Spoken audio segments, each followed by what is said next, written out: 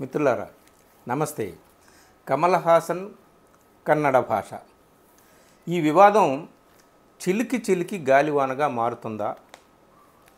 ఈ వివాదం కేవలం కమల్ హాసన్కి కన్నడ భాష లేదా కన్నడ భాషా సంఘాలకి మధ్య మాత్రమే పరిమితమై ఉంటుందా, లేదా కర్ణాటక రాష్ట్రానికి తమిళనాడుకి మధ్య వివాదంగా మారుతుందా? ఏమవుతుంది అనేటటువంటి భయాందోళనలు జరుగుతున్న పరిణామాలు చూస్తే అర్థమవుతుంది.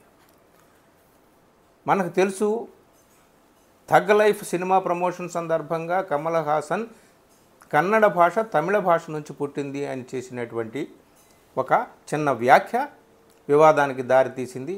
అది కన్నడిగుల మనోభావాలను దెబ్బతీసేదిగా ఉందని చెప్పేసి వాళ్ళందరూ కూడా ఆ కర్ణాటక ఫిల్మ్ ఛాంబర్స్ వాళ్ళు, అలాగే కన్నడ భాషా సంఘాలు ఇవన్నీ కూడా ఎదురు తిరిగాయి. కర్ణాటకలో ఈ సినిమాని మేము రిలీజ్ చేయలేము అని అన్నారు. సినిమాని మీరు రిలీజ్ చేసేటటువంటి అవకాశాలు కల్పించండి అని చెప్పి ఆ థగ్ లైఫ్ నిర్మాతలు ఎవరైతే ఈ రాజ్ కమల్ ఫిల్మ్స్ ఇంటర్నేషనల్ వారు ఉన్నారో వాళ్ళు కర్ణాటక హైకోర్టుకు వెళ్తే కర్ణాటక హైకోర్టు కూడా కమల్ హాసన్ని చిన్న క్షమాపణ చెప్తే ఏమైపోయింది, ఎప్పుడో రాజగోపాలాచారి అంతటి వాడు కూడా ఈ విషయంలో క్షమాపణ చెప్పాల్సి వస్తే చెప్పాడు కదా అని అన్నది. కానీ సినిమాని రిలీజ్ చేయాలి ఏమిటి అనేటటువంటి దాని మీద స్పష్టమైన ఆదేశాలు ప్రభుత్వానికి ఏమి ఇవ్వలేదు. దీని మీద నిన్న సుప్రీంకోర్టులో పిటిషన్ స్వీకరించి సుప్రీంకోర్టు స్పందించిందండి. విషయం అది. అంటే డెవలప్మెంట్స్ చూడండి. కర్ణాటక హైకోర్టులో హీరింగ్ ఉంది, అది జరుగుతుంది విచారణ. ఈలోగానే వీళ్ళు ఏం చేశారంటే ఈ నిర్మాతల తరపున ఎవరు మహేష్ రెడ్డి అనే ఆయన సుప్రీంకోర్టులో పిటిషన్ ఒకటి వేశాడు. ఆ పిటిషన్ ఏమిటయ్యా అంటే, కర్ణాటకలో మా సినిమా రిలీజ్ చేసుకోవడానికి సేఫ్టీ సెక్యూరిటీ మెజర్స్ కల్పించాల్సిందిగా మీరు కర్ణాటక ప్రభుత్వాన్ని ఆదేశించాలి అని చెప్పి వీళ్ళు పిటిషన్లో కోరుకున్నారు సుప్రీంకోర్టుని. ఇది ఈ వెకేషన్ బెంచ్ జస్టిస్ పీకే మిశ్రా నేతృత్వంలోని వెకేషన్ బెంచ్ ముందుకు ఈ పిటిషన్ వచ్చింది. ఈ పిటిషనర్ మహేష్ రెడ్డి తరపున అడ్వకేట్ అథీనం వేలన్ తన వాదనలు వినిపించాడు. అంటే సుప్రీంకోర్టులో ఏం జరిగిందో ముందు మీకు నేను చెప్పి తర్వాత దీని రిపర్కషన్స్ ఎట్లా ఉండబోతున్నాయి ఏమిటి అనేటటువంటిది ఒక రెండు మాటలు మనం మాట్లాడుకోవాలి. ఇది కేవలం కమల్ హాసన్కి కన్నడ భాషకి సంబంధించినటువంటి విషయంగా లేకుండా అది మరింత విస్తృత రూపం దాల్చేటటువంటి అవకాశాలు ఉన్నాయని చెప్పేసి నా అనుమానం. అది ఏమిటి అనేది చెప్తాను. ముందు సుప్రీంకోర్టులో ఏం జరిగింది అనేటటువంటిది. సుప్రీంకోర్టు ఏం చేసింది, ఇమీడియట్గా ఆ పిటిషన్ని విచారణకు స్వీకరించి కర్ణాటక ప్రభుత్వాన్ని దీని మీద వివరణ అడిగింది. సో అది సుప్రీంకోర్టు జస్టిస్ పీకే మిశ్రా ఆధ్వర్యంలో ఉన్నటువంటి ధర్మాసనం కర్ణాటక ప్రభుత్వాన్ని వివరణ అడిగింది. దీని మీద వాదన వినిపించిన అడ్వకేట్ వేలన్ ఏం చెప్పాడంటే, ఇది సెన్సార్ బోర్డు సర్టిఫికెట్ ఇచ్చింది, తమ నియమాలు నిబంధనలకు అనుగుణంగా ఈ తమిళ ఫీచర్ ఫిల్మ్ని రిలీజ్ చేసుకోవచ్చు అన్ని చోట్ల అని చెప్పేసి, కర్ణాటకలో కూడా రిలీజ్ చేసుకోవచ్చు అని చెప్పి సర్టిఫికేట్ ఇచ్చింది. ఇచ్చిన తర్వాత కూడా అడ్డుకోవడం చాలా దురదృష్టకరం. దీని మీద మీరు చర్యలు తీసుకొని కర్ణాటక ప్రభుత్వాన్ని ఆదేశించండి మాకు, ఎందుకంటే అని ఆయన ఇంకొక వాదన కూడా చెప్పాడనమాట.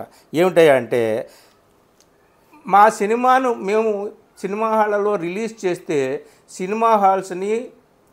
సినిమాని దగ్ధం చేస్తాము, తగలబెడతాము అని చెప్పేసి బెదిరింపులు హెచ్చరికలు వస్తున్నాయి. ఇది డెలిబరేట్గా కొంతమంది చేస్తున్నారు అని చెప్పేసి చెప్పారనమాట. ఆయన వాదన ఏం చేశాడు కరెక్ట్గా వినండి.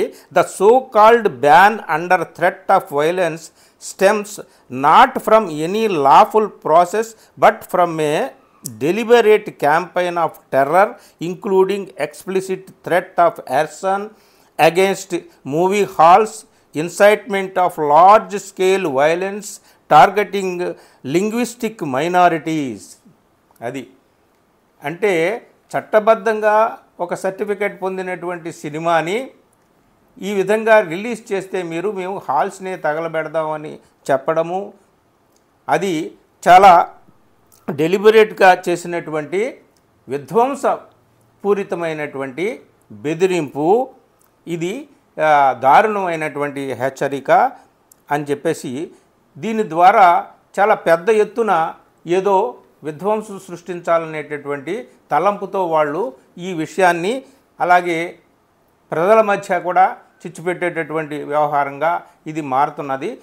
వీటినన్నింటినీ కూడా దృష్టిలో పెట్టుకొని మీరు కర్ణాటక ప్రభుత్వానికి మా సినిమాను రిలీజ్ చేయాలి, అలాగే రిలీజ్ చేసేటప్పుడు సేఫ్టీ సెక్యూరిటీ మెజర్స్ కూడా కల్పించాలని ప్రభుత్వాన్ని ఆదేశించండి అని చెప్పేసి ఆయన వాదించాడు. అడ్వకేట్ థగ్ లైఫ్ నిర్మాతల తరపున వచ్చినటువంటి పిటిషనర్ తరపున వాదించినటువంటి అడ్వకేటు దీని మీద మంగళవారం నాడు విచారణ జరుగుతుంది సుప్రీంకోర్టులో.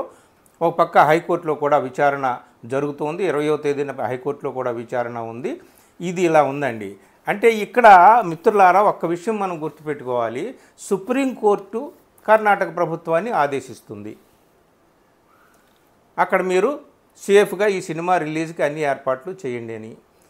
కర్ణాటక ప్రభుత్వం కూడా కర్ణాటక ఫిల్మ్ ఛాంబర్స్కి సంబంధించినటువంటి వాళ్ళకందరికీ ఆదేశాలు ఇస్తుంది. లేదా కన్నడ భాషా పరిషత్ వాళ్ళకి కానీ కర్ణాటక పరిరక్షణ వేదిక కానీ ఇట్లాంటి రకరకాల సంఘాల వాళ్ళు ఇప్పటికే నిరసన ప్రదర్శనలు చేయడం మొదలుపెట్టారు. కమల్ హాసన్ ఫోటోలు పట్టుకొని. ఇగో చూడండి, పేపర్లో ఒక చిన్న ఫోటో వచ్చింది, మీరు చాలా చోట్ల ఇవన్నీ కూడా చూడవచ్చు. సో ఇవన్నీ కూడా జరుగుతూ ఉన్నాయి. చట్టం తన పని తాను చేసుకుని వెళ్ళొచ్చు, కోర్టులు తమ పని తాము చేసుకుని వెళ్ళవచ్చు, ఆదేశాలు అయితే ఇవ్వచ్చు, కొద్దిపాటి సెక్యూరిటీని హాళ్ళ దగ్గర పెట్టవచ్చు. కానీ ఇది ప్రజల మనోభావాలకు సంబంధించినటువంటి వ్యవహారం కాబట్టి ఇది మరింత ముదిరితే, అన్ని రకాల సంఘాలు అన్ని రకాల వాళ్ళు బరిలోకి దిగితే, మొత్తం కర్ణాటక ప్రాంతానికి చెందినటువంటి కన్నడ భాష మాట్లాడే వాళ్ళు అందరూ కూడా దీన్ని ఇగోగా తీసుకొని తమ మనోభావాలకు సంబంధించిన వ్యవహారంగా తీసుకొని రంగంలో దిగితే అది పెనుచిచ్చుగా కారుచిచ్చుగా మారేటటువంటి ప్రమాదం ఉంది కదా. సరే, కమల్ హాసన్ అన్నాడు, ఏమన్నాడు, ఏదో నేను out of love and affection towards Kannada and Karnataka people నేను ఏదో అన్నాను అని అన్నాడు. కానీ క్షమాపణ చెప్తే సరిపోతుంది మాకు అని వీళ్ళు అన్నారు. నేను చెప్పను, ససేమిరా చెప్పను అన్నారు. కర్ణాటక హైకోర్టు కూడా అడిగింది, మీరు చిన్న క్షమాపణ చెప్తే సరిపోతుంది కదా అని చెప్పేసి కమల్ హాసన్ని. అబ్బే తగ్గేదే లేదు అన్నాడు. అవసరమైతే కర్ణాటకలో నా సినిమాని రిలీజ్ చేయను అని అన్నాడు. రిలీజ్ చేయలేదు. సరే, థగ్ లైఫ్ అనేటటువంటి సినిమా ఇంటర్నేషనల్గా రిలీజ్ అయింది. అన్ని చోట్ల కూడా బాక్స్ ఆఫీస్ దగ్గర బోల్తా పడింది. అది హిట్టా ఫట్టా అనేటటువంటి విషయాన్ని పక్కన పెడితే ఇది భాషా సంబంధమైనటువంటి విషయంగా వివాదంగా ఇప్పుడు ముదురుతూ వచ్చిందనమాట. సో ఒక వ్యక్తి ఎంత పెద్ద సెలబ్రిటీ అయినా ఎంత పెద్ద యాక్టర్ అయినా ఆయన కూడా ఒక వ్యక్తే కాబట్టి, ఆయన సెలబ్రిటీ కాబట్టి ఆయన చేసినటువంటి వ్యాఖ్యకి ఇంత మహత్వం ఉంది కాబట్టి ఆయన కొంచెం ఒక మెట్టు దిగి నేనేదో మన దక్షిణాది భాషలన్నీ కూడా ఒకే కుటుంబానికి చెందినవి, ద్రావిడ భాషా కుటుంబానికి చెందినవి, మనం అన్నీ కూడా సోదర భాషలు అని చెప్పి ఆ సోదర భావంతో ఈ మాట అన్నాను. ఒకవేళ మీకు పొరపాటుగా అర్థమయ్యి మీ మనోభావాలు దెబ్బతింటే నన్ను ఏమీ అనుకోవద్దు అని చెప్పి ఒక్క మాట అంటే అసలు ఈ వివాదమే ఉండదు. ఇప్పుడు ఆయన అనలేదు కదా, కర్ణాటక హైకోర్టులో ఎదురైతే వెళ్ళి సుప్రీంకోర్టుకు వెళ్ళారు. సరే, సుప్రీంకోర్టు ఆర్డర్స్ ఇస్తుంది. ఏముంది, ఎందుకంటే అఫీషియల్గా లాఫుల్గా సర్టిఫికేట్ ఉంది కాబట్టి ఈ సినిమాకి ఎవరు కూడా అడ్డుకోవడానికి అవకాశం లేదు, అధికారం లేదు ఎవరికి కూడా. సో సినిమా రిలీజ్ చేయమంటారు. కానీ ప్రజలని ఆపగలరా? దీని తరువాత పరిణామాలు ఎలా ఉంటాయి?